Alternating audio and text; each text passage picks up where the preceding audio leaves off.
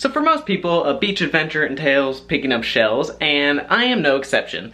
And as I'm sitting here decorating my room, pulling out all of my old stuff that I've had sitting around for years, I've realized that I have lots and lots and lots of shells. So I'm gonna go ahead and make some little display cases for them and put them on presentation. I mean, rather than having them sit in a box and collecting dust, I'm gonna have them out and show them off, because what's the point of picking them up if you're not gonna set them out for everyone to see? So I'm gonna go ahead and use my imagination and the materials that I have to make some shell displays, and hopefully if you guys are looking to do the same thing, you can gather some inspiration from it. So let's get right to it. Now the first shell that I'm gonna be putting into a display case is a very special shell. It is called a paper nautilus. Now, a paper nautilus is actually an egg casing for an animal called an argonaut. And it's this little squid-like creature that lives in the ocean. And I was lucky enough to come across some of these paper nautiluses.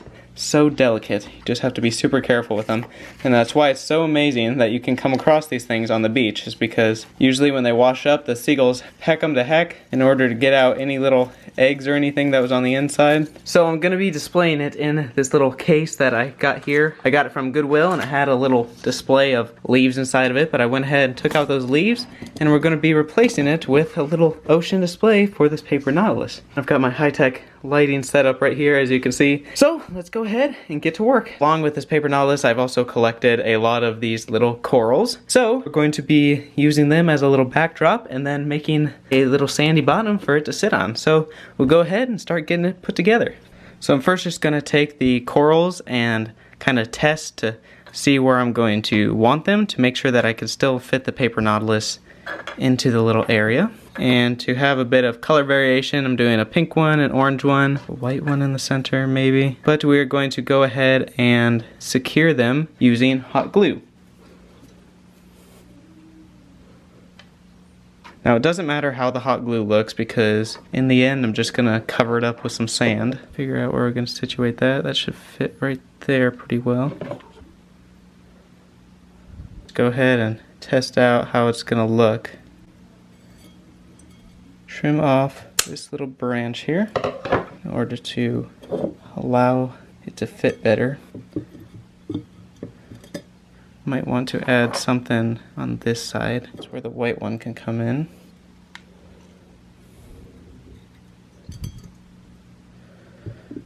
Alright, so that's what we're working with at the moment. Should be a fairly good backdrop. So now what we're going to do is go ahead and fill in with sand around the coral, making sure to get as little in the grooves as possible, because I'm going to have to lay down the glass back into those grooves.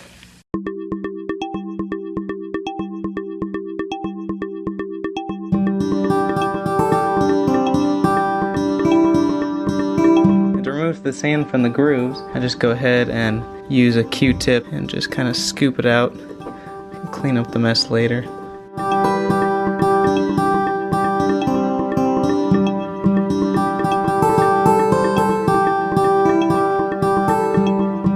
Now that we've got the grooves mostly cleared out, I'm just gonna go ahead, take the paper nautilus, pop it right in there, lean it back a little bit so that it faces more towards us, and then just pop the top right on.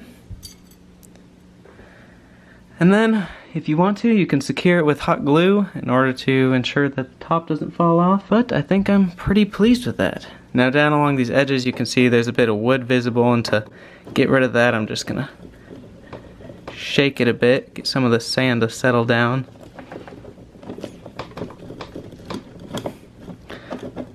And there you go, now you can't even see those edges hardly.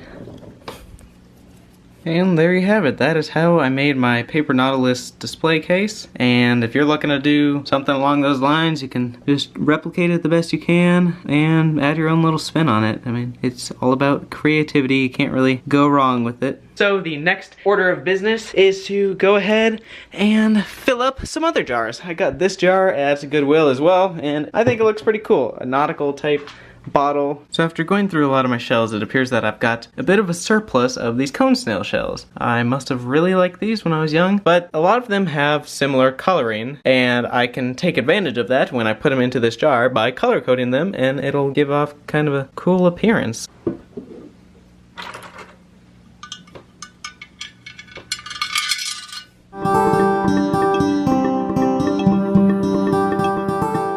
And there we have it. There's a pretty obvious color differentiation as you move up. We got the whites, then the purples, the browns, the reds, the yellows, and then the pinks. But yeah, that's pretty cool. I guess if you wanted to, you could add some water in there to make them a little more vibrant, but I think I like how that looks. So we'll go ahead and leave it as it is. Now for this last display, I'm just gonna take the jar that seals up, go ahead and pop it open. Then I'm just gonna go ahead and hot glue little pieces of coral along the back as a bit of a backdrop.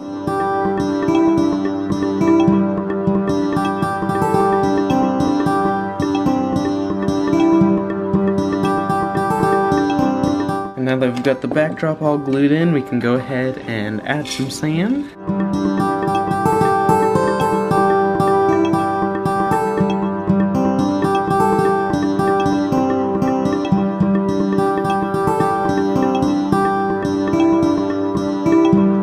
Alright you guys, we've got all the sand in. Now we're gonna go ahead and just pick out some of the best looking shells to go ahead and display.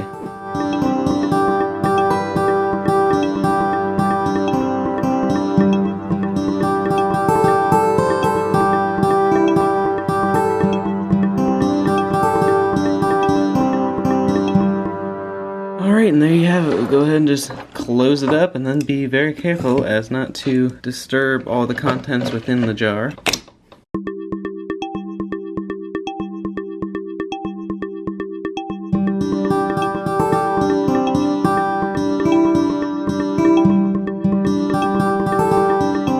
I figured I'd throw this one in as well. I made this one a while back, but all it is just a little jar with a cork on top that I collected a bunch of similar looking seashells and filled it with water, so it kind of magnifies it, but that's just another way to display shells.